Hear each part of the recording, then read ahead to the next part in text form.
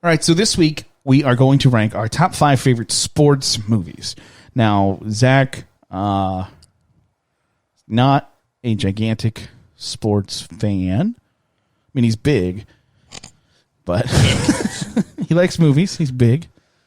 Not a gigantic sports fan, though. But I do enjoy a good sports movie every once in a while. All right. I've seen most of the movies on this list within the last year. Oh, I thought I've seen most of the movies on my list. Well, I would hope so.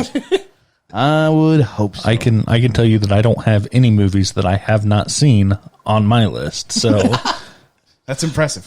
You are a man of fine taste. Zach, since you are our guest in the recliner, you go ahead and start your list at number 5. Number 5, I have Happy Gilmore. There's not a lot of good golf movies out there. Oh. Besides, like, this and Caddyshack. Sorry, somebody randomly called me. Caddyshack and the greatest game ever played. And never heard of the greatest game ever played. Okay, well, yeah. I was going to say, it's going to be on Don's list, just so you know. Oh, okay. Well, it's got Shia LaBeouf. Gross. Like Holes era Shia LaBeouf. Okay, that's all right then. Not crazy Shia LaBeouf. Right. But, I mean, this is Adam Sandler kind of his early film career back when he was still funny. And it's just... Sir, did you just say Adam Sandler's not funny? He was not funny for a while. Have you seen Uncut Gems? Hilarious. Right, but Jack and Jill was not funny. Oh, sir, I'm just kidding. I've never seen it. I'm just kidding. Yeah, Don't mess with the Zohan. Not that funny. Oh, it all goes downhill after Waterboy, basically. Little Nicky's okay. Oh, so Little Nicky's all right. Little Nicky was funny. And okay, then, so sports movies. Zach has Happy Gilmore. I don't have a problem with Happy Gilmore at your number 5. I really debated putting it somewhere on my list, but it just can't compete with real sports movies. Well, I've kind of noticed that like my taste in sports movies, it isn't so much about the sports as it is what's going on around the sports. Right. So yeah. So that's why I really like Happy Gilmore. I mean, he's playing golf not because he wants to play golf. He wants to be a hockey player. I was the first person ever to take off my skate and try and stab someone with it. Only 364 days till next year's hockey tryouts. Got to toughen up. What in the hell is going on? Chuck Peterson. Then that little kid in the background goes and tries to do it and takes one on the head. So Zach got Billy Madison. No, not Billy Madison. Happy Gilmore. It's the same movie. It's not at all. You ever seen like the Ernest movies, like Ernest Goes to Camp, Ernest Joins the Army? It's Billy Madison plays golf. Billy Madison plays football. Billy Madison is a grown up. Hey Gilmore, you suck. Yeah, jackass. Okay, so that's number 5 for Zach. Don, what about you? So my number 5, I also have a golf movie, but I have The Greatest Game Ever Played at number 5. And it's got...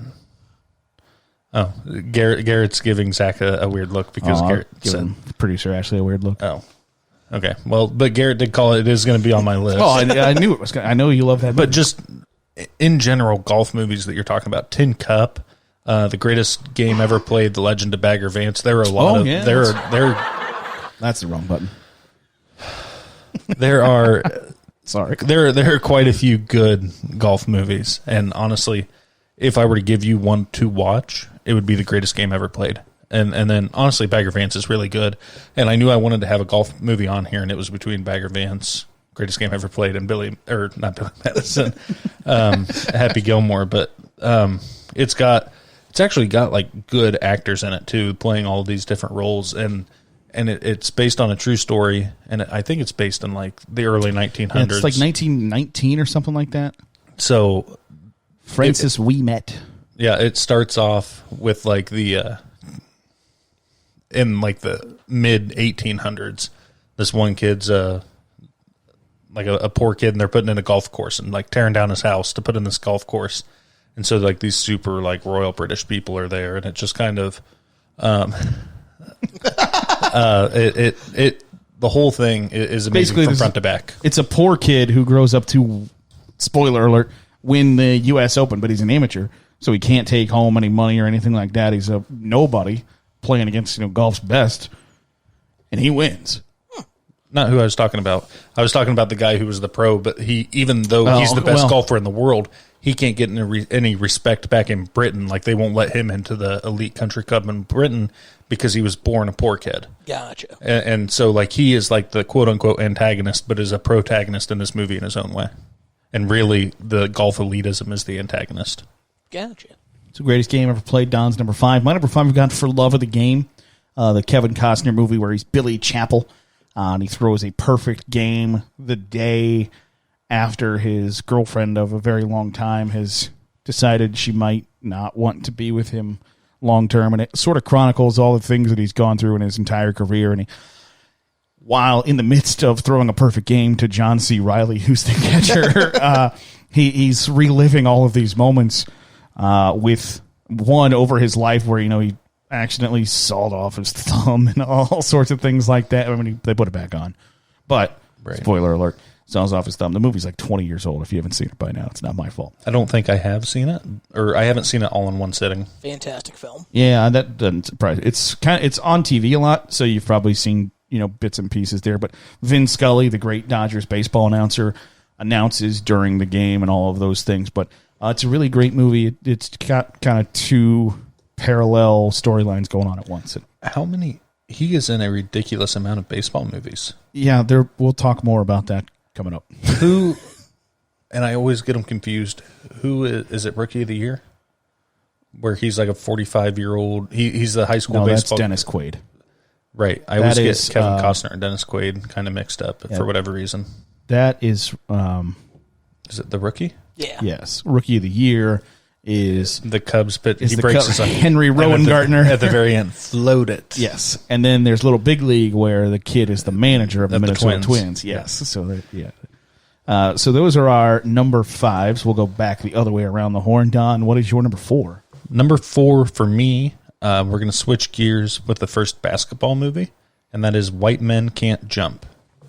Woody Harrelson, Wesley Snipes, and it's kind of like centered around like street basketball and playing in parks and outdoors and all that stuff, and betting on games, and there's several different plots to it, where like Woody Harrelson's character dresses up like the super nerdy kid who wouldn't be able to play basketball, and then is one of the best basketball players out there. I mean, I'm sure more or less everybody's seen White Man Can't Jump, and if you haven't, you definitely should. It's a really good sports movie, and it's funny. And it's got a little subplot where Woody Harrelson has a gambling problem, and him and his girlfriend are broke, and she goes on Jeopardy and blah, blah, blah. But like, it's so blah, blah, blah. Blah, blah, blah. But the basketball in it's actually good, too. And the director said that they sent them to basketball camp, and they said that by the end of the movie, they would be like average Division III players. But the way that they're portrayed is they're like borderline NBA players in this league. It's only a 6.8 on IMDb. I thought it would be higher than that. I'm guessing that it's just like the story in general is fairly weak, but the basketball part of it's solid. Right. So Don's got White Men Can't Jump at 4. Zach, your number 4, please. My number 4 is Major League. That's a solid sports movie that's actually about sports.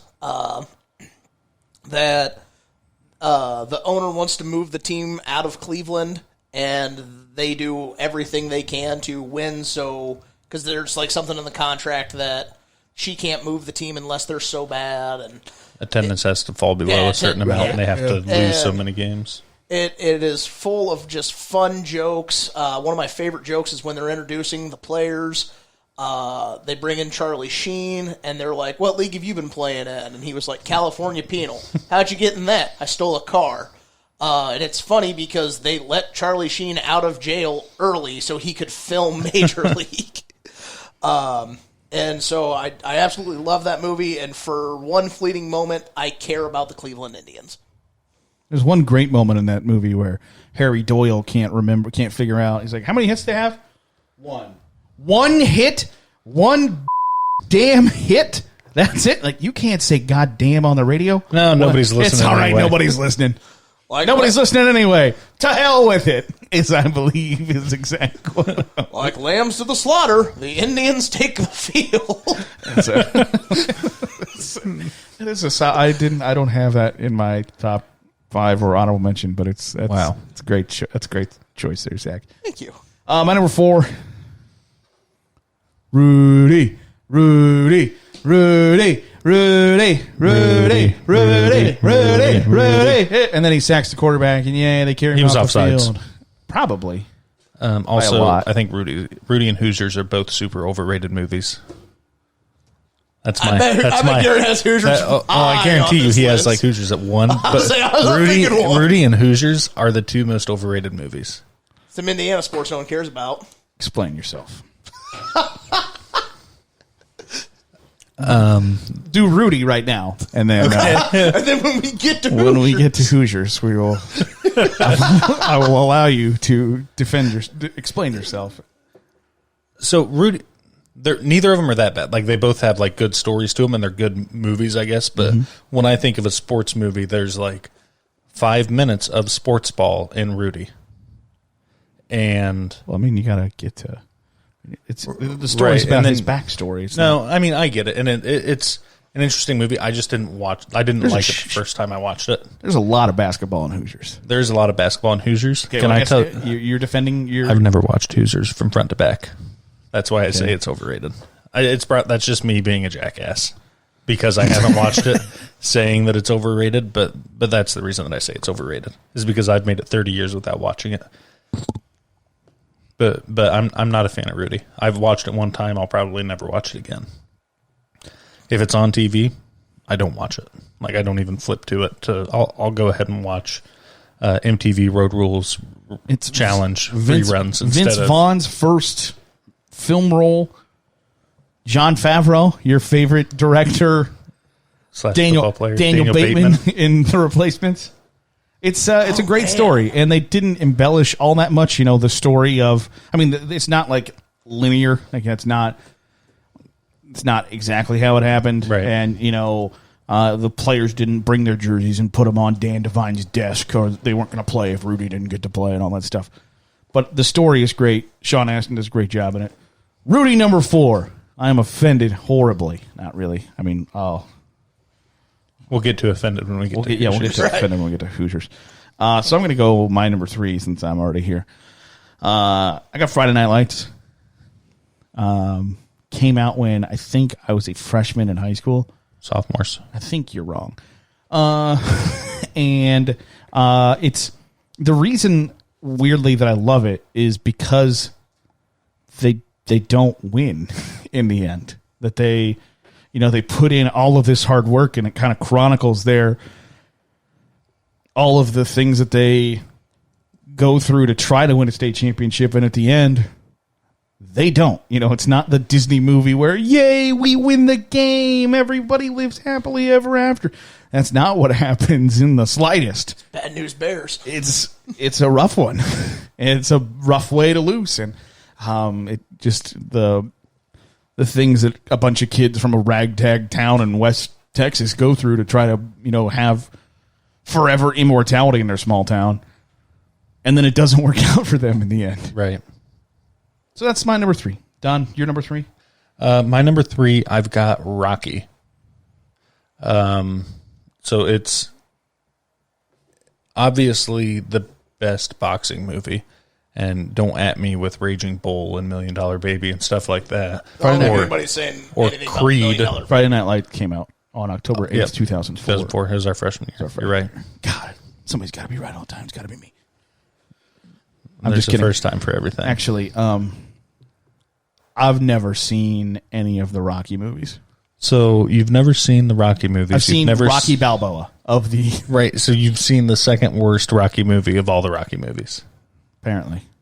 You have. Creed was pretty good, though. Right, I'm not... That's a different series. It's still the same series, but it's not.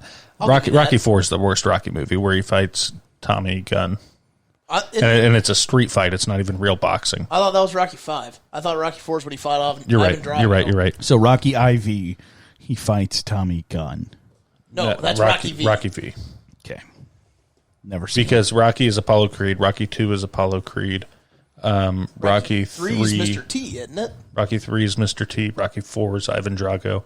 Rocky 5 is Tommy Gunn.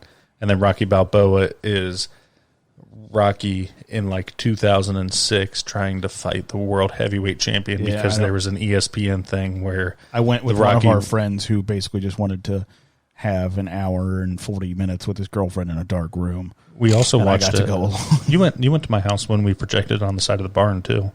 And we watched it like when we put tents in the yard and put it up on the projector. It's no Never Back Down.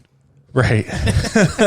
But no, the first Rocky movie was perfect, and for another reason, like you say, he doesn't win at the end. Spoiler alert! It's a movie's 40 years old. It goes to decision, and Apollo Creed, the reigning champion, gets the championship, but he's an underground boxer who is like muscle for the mafia, and then like fights on his spare time. So like he goes into this fight at like 32-10 because he's been kicking ass underground for the last 5 years or whatever, and then he's probably closer to 500, whatever it was, and then gets this shot because the person who was supposed to fight Apollo Creed backs out or gets arrested something, and then he has to fight this no-name guy from Philadelphia who takes him 15 rounds in the heavyweight championship boxing match. But I mean, it's a really, really good boxing movie. So it's better than Raging Bull, you say? It's better than yeah, absolutely. Okay. Have you seen Raging Bull? Yes. And you haven't seen Rocky? Yes. And you haven't seen Star Wars? And you I haven't seen seen Star Marvel? Wars. I haven't seen the latest Fast and the Furious? I haven't seen the 3 latest Star Wars movies. Like, you're just doing this. You haven't seen Honey, I Shrunk the Kids in 20 years. You're just doing this on purpose at this point. Okay. Zach, you're number 3? My number 3 actually just made it on my list, like, while we were talking, because I completely forgot about it. But my number 3 pick is The Replacements, because I just absolutely love that this team of has-beens and never-weres got to have a shining moment in the NFL for just a few games. I can't believe you're besmirching the name of Shane Falco. That never was, has Footsteps been. Falco. That's what they say. Right? No, you're right. So that's what Gene Hackman said. When the replacement players left the field, Shane Falco is basically Kurt Warner. He's going to be he's a future Hall of Famer. Shane Falco should be in the Hall of Fame. Change my mind. Hey, whoa. He is the quarterback of the Washington Sentinels for the last 15 years. Yeah. And he's a first of all, he's a Buckeye. Yep, he's from Ohio State, and he lost the Sugar Bowl because he heard footsteps. Well, footsteps Falco, but he put it all together. He led the Sentinels. He led the Sentinels to a victory to get into the playoffs against the defending champion Dallas team. Renegades? That's the XFL team. That's right. Well, but just it's got a great cast on top of being a good movie. John Favreau, Daniel Bateman, John Favreau. Gene Hackman's the coach. Keanu Reeves is Shane Falco. Footsteps Falco. I can't think of what his name is, but he's the British guy and everything who's smoking while he's kicking. Nigel the kicker. Yeah, like absolutely fantastic. Just you got Orlando Jones as Clifford Franklin. Yeah. I'm not gonna lie. At first, I was afraid. Hell, I was petrified. Thinking I could never live without you by my side. When they danced the electric slide singing I Will Survive in jail, it is the absolute best scene in a sports movie. The football is a one-man cold to Clifford Franklin. Clifford Franklin the only one catching it. Clifford Franklin the only one coming down with it. It also had, didn't this, the running back went on to, was in Walking Dead, right? Couldn't tell you. Was that the running back? Is it not Michael Chase? It's Troy Winbush is his name. I'll show you his picture. Yes, that was the running back in The Walking Dead. He went to be I haven't watched it from like season 2 or season 3 at the prison. But in the comic books, he was the football player, right? But in that character was an NFL player or NBA player or something. But then I forget what his name was in The Walking Dead. Was it Tyrese? Yes. That's what I was thinking. Yes, it was. Yes. Tyrese. So he was, So, great cast. Good call, Zach. So he's got the replacements at number 3. Don, what's your number 2?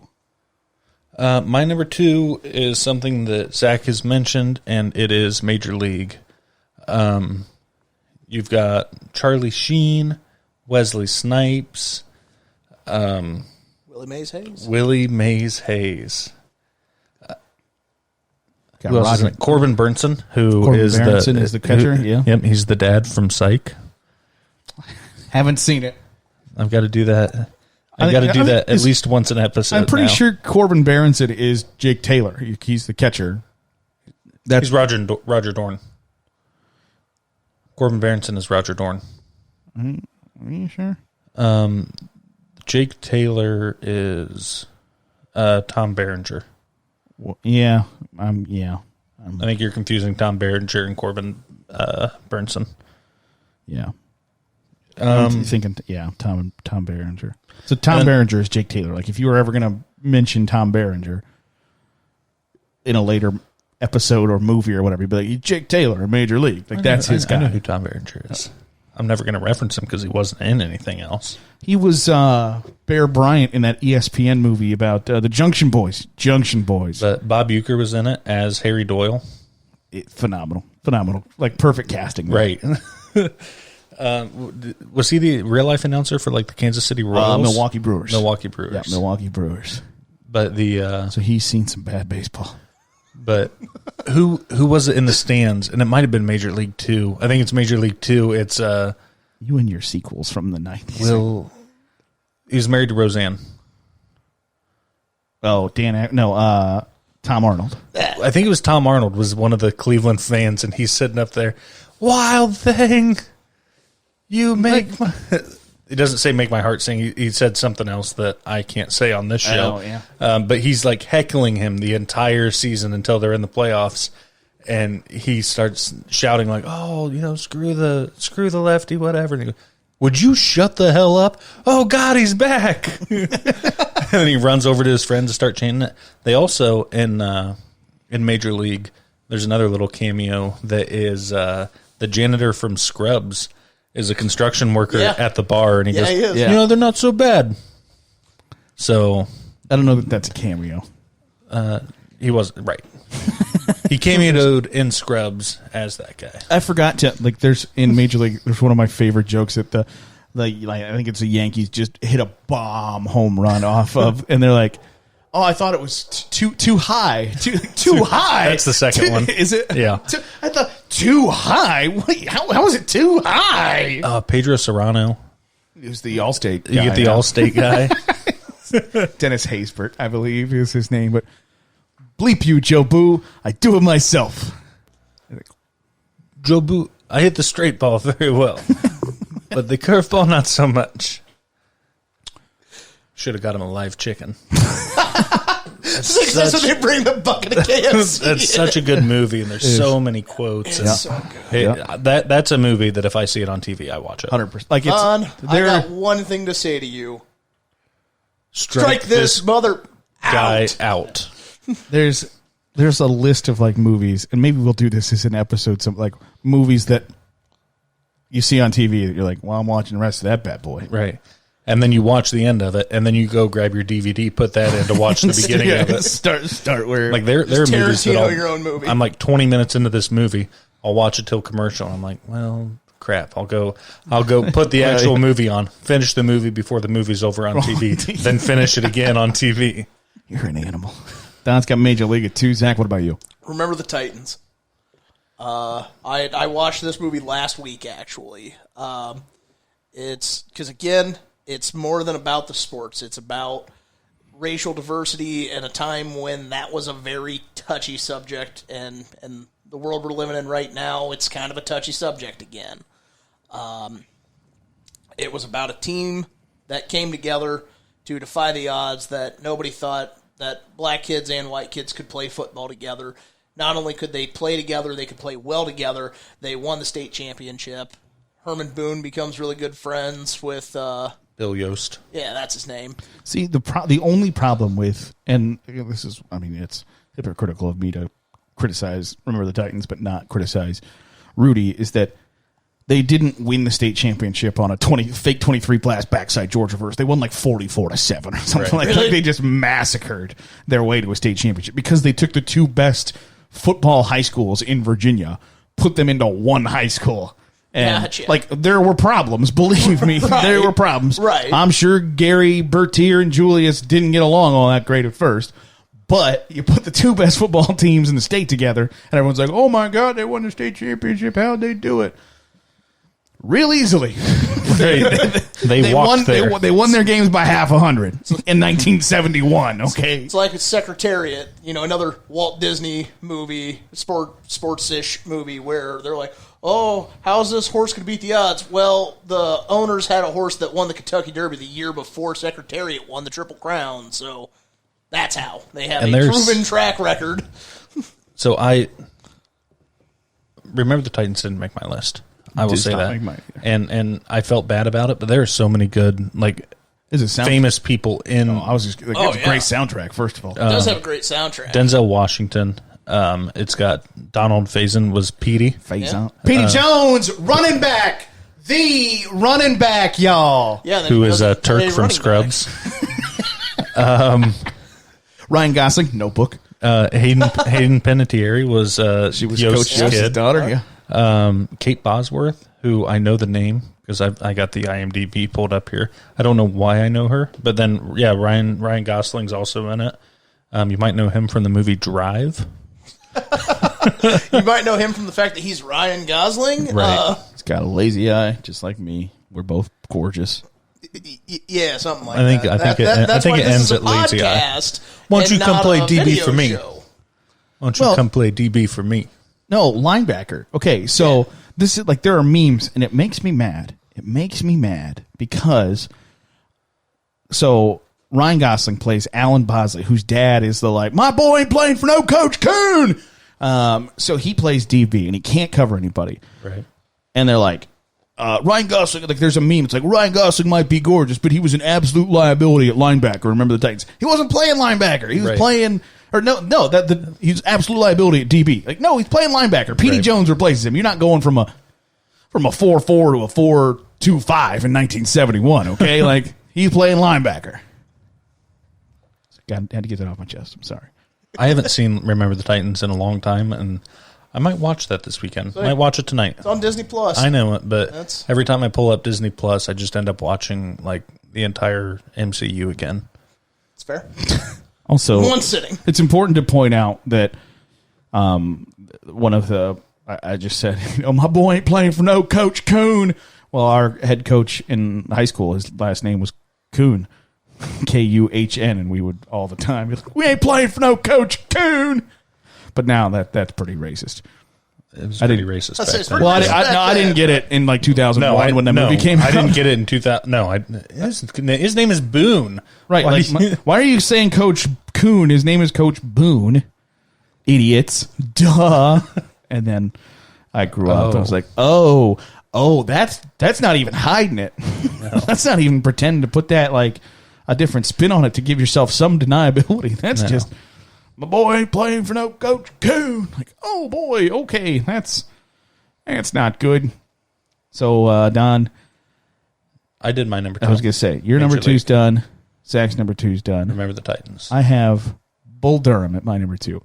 That's lower than I thought you would have it. It is absolutely hilarious. It is.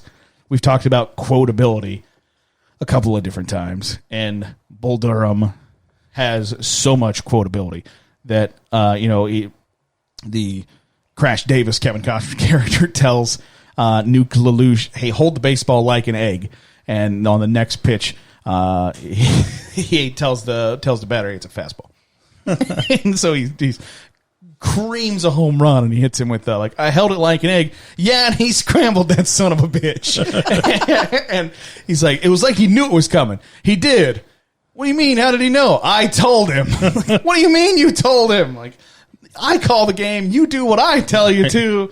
But even there's, that Cabby LaLoosh falls in love with, Annie Savoy, and she's playing all these mind tricks with him and stuff. And he talks about, he's like, well, Crash told me that, a woman's you know how it's the hair's shaped like a triangle. Like he called it the Bermuda Triangle. You can get lost in there. Some guys have gotten lost in there. Like that is phenomenal. It's so funny. The story is great. They have a wedding later on in the season after kind of the town tramp falls in love with the second baseman. So many great storylines. Well, and it's got, again, spoiler alert for a 30-year-old movie, but it's got like a vaguely sad ending too, where I think Lelouch goes up to the MLB, right? Yeah, he gets called up. And Crash Davis, I think he gets called up for a game and then back down. I don't know if he ends up he never gets called up. So he stays in the AAA and ends up like breaking the AAA home run record, and nobody knows, and he just rounds the bases kind of quietly to himself, and he becomes the manager. At the end of the movie, he becomes a manager of some stupid low class rookie league the next season. So I got pulled. It's so like it's such an easy watch. Like it's enjoyable all the way through. Like before we started the podcast, we were talking about the movie Uncut Gems and how it's a good movie, but it is not fun to watch. No. Bull Durham is like the exact opposite of that. Well, I mean, it's still a good movie, but it's fun to watch the entire time, too. So that is my number 2. So before we get to our number 1s, let's do our honorable mentions. I've got the Mighty Ducks, like the original. I have that on my list as well. The Mighty Ducks. Gordon Bombay and old Charlie Conway lead a ragtag group of nobodies. Half an inch one way, and I'd have made it in. Half an inch the other, and you'd have missed the pull completely. Yeah, missed it. Oh, I never thought about that. 10-year-old, thanks, Charlie. You've imparted so much wisdom to me. I'm going to date your mother now. Also, Slapshot, another hockey movie that is pretty vulgar for the 70s. Like, there is some stuff in there that's like, whoa. And then I really love Seabiscuit. It's a great story. Tobey Maguire. It's a great story that, I think a lot of people wouldn't know of. They didn't tell its story in that movie. It beat one of the best horses of all time in a match race. And horse is too small, jockey's too big, or trainer's too old, and I'm too dumb to know the difference. Yeah. Jeff Bridges what horse in that did it movie. beat? War Admiral? War Admiral, yep. Wow, I don't even know horse racing. But that should tell you right how important Seabiscuit was. That I don't know horse racing. I don't follow horse racing. I don't like horse racing unless I'm at the track at the fair with betting quarters on it. Right, with a case of Busch Light. Like I don't care about it. I don't watch the Kentucky Derby. I don't. Right. Unless someone is having a party and say, "Hey, do you want to come get drunk and watch a Kentucky Derby?" Why, yes, I do. I would like to do half of that. I'd like to be blacked out by the Derby starting. Right, but I know that Seabiscuit won the Triple Crown and beat War Admiral. He didn't. He won the Kentucky Derby. Sorry, not the Triple Crown. He just beat War Admiral. So I know nothing about Seabiscuit, but I did know that it beat War Admiral. Correct. Yes. So War Admiral won the Triple Crown the year before. War Admiral had won the Kentucky Derby and the Preakness, I believe. I don't think he won the Belmont. American Pharoah won the Belmont. American Pharoah did not win the Belmont. I don't know anything about horse racing. California Chrome. American Pharoah won the Triple Crown. Wasn't there two back-to-back Triple Crowns? It was. So we didn't have one from 78 to 2014, 15, and then again in 2000. We've had two in the last 5 years. Okay. So Seabiscuit rounds out my honorable mention. Don, what about you? Okay, so my honorable mention, I got quite a few on here, and I added several throughout. I added the replacements because the replacements, you can tell when Zach added it, I had a lot to say about it, so I'm not going to say a lot about it now. I thought about it at the same time that Zach thought about it, except for I just threw it in my honorable mentions because I hadn't thought about it to that point. Bull Durham I had in here. I was fighting whether or not to put Bull Durham in my top 5. I just added Goon as a hockey movie to it. Yeah. It's got Sean William Scott, who you know as Stifler from American Pie. I'll allow that one. That one's acceptable. That's fair. And he's like an aging hockey player who's an enforcer in like this.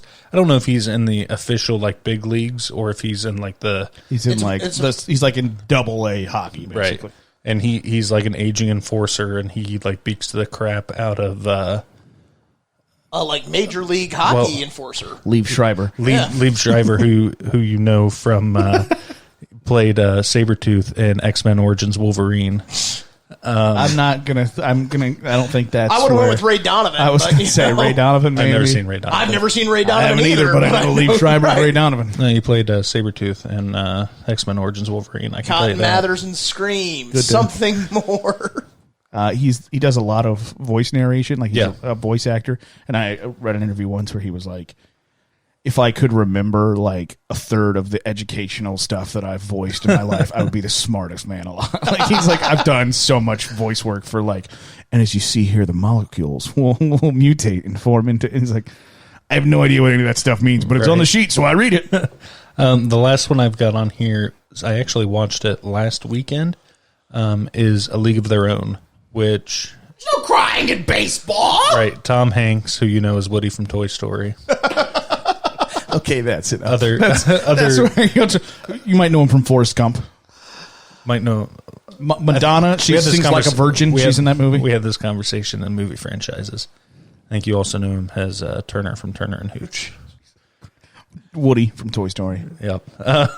Anyway, so A League of Their Own, it's based on like women's baseball during World War II and them dealing with whatever issues they had, where they had to like wear dresses and skirts and go to like secondary school to be like learn how to talk and walk and eat properly, so that all of these guys going there could see Can them. still oogle at these Right. women. Like, you got to be desirable, damn it. But I mean that's a really good movie as well. Yeah, it's good. It is good. And again, it's one of those like, who would know that story if that movie didn't exist? Right. I wouldn't I know wouldn't. that there was a girls' professional baseball league in World War II if it wasn't Right. for a league of their own. Zach, what about your HM? Okay, my honorable mention. I have basketball. Nice. Because that is a sport that doesn't exist, but it's a sports movie, damn it. And Okay. it's a good one. I also had the Mighty Ducks. I have Draft Day, which Draft Day got replaced. it's Draft Day is so good. Draft Day's horrible. I love Draft Draft, Day's Day. so if good. Draft Day was about the Colts, you would love it. I Right. wouldn't, because it's a poorly made movie. They You're got a like poorly split made movie. screens. They and did it in like 20 days. It's just not but it's good. so good. Draft Day got bumped to honorable mentions for the replacements, and that felt right to me. And then my last honorable mention, I literally just added it, was Secretariat, because Secretariat did win the Triple Crown. By a lot. By- War but- Admiral won the Triple Crown too, by the way. I Told you. But Thank you. Secretariat 1937. Secretariat set the record at the Belmont, and still holds the record at the Belmont. And then they have a statue of him out front because that's how impressive his lead was. Who did they have at the Kentucky Derby when we went to that? What statue did they have out front there? Was it Barbaro? Okay. But yes, like Secretariat, it really is portrayed as an underdog story, and in many aspects it is. One of my favorite stories about Secretariat is when the movie came out, our dad and his long-term girlfriend went and saw it in theaters. And when they were getting ready to race the final race, Dad leans over to her and says, "Now watch this." And that gate opens and Secretariat just takes off. And Kay was like, "How did you know that was going to happen?" And Dad's like, "Because I watched it live in 1974, and it was the most incredible thing I've ever seen." Right. So, yeah, that's my honorable mention. He's 8 years old and he smells like Robert Downey Jr. He's 8 years old and he smells like Christian Slater. Basketball is. and it should have been gold. Hey, so send those Steve Perry psych outs. Here, your sister's going out with Squeak. You guys keep ragging on me 13 or 14 more times, and I'm out of here. Regardless of what you think of like South Park, those guys like come up with super Right, they're original funny. stuff. They do. and They're funny. They're funny. They're funny. If I would go and see one like Broadway play or off Broadway, I Worth really it. want to see Book of Mormon. It's worth it. You seen it? I have seen it, and it is a fantastic Where'd you show. see that at? It's on YouTube. Interesting. Okay. Don, before you get your number one, recap your 5 through 2, and then hit us with your number one. Number 5 is Greatest Game Ever Played. Number 4 is White Men Can't Jump. Number 3 is Rocky. Number 2 is Major League. And coming in at number 1 is Friday Night Lights. you talked about Friday Night Lights a little bit earlier, like your number 3 or 4 slot. Number 3, yep. And it hit right at that perfect age. Like you said, it came out our freshman year of high school. During football season. Of our freshman year. And I remember going to the movie theater and watching it with like half of the football team was in the movie theater, and we were watching it, and it just all the stuff that they went through, we didn't necessarily go through because we weren't expected to win any of that stuff, but it still was pretty accurate. It encapsulated what we were going through at that time, like right. the hard work and all of that stuff that went into, but the pressure that your parents put on you or the community puts on you. There's a part where they're talking on a radio station about high school football, and somebody calls in and is like, I know what the problem is. Those kids are doing too much learning up at that school. Right. that is football in our area. Like that's not it wouldn't be uncommon for someone to think that somebody in our county was them kids are doing too much learning at that school. Right. It's got Billy Bob Thornton in it, who did this was like right on the heels of like Bad News Bears and like Bad Santa, and he comes out. I think it was like right after Bad Santa.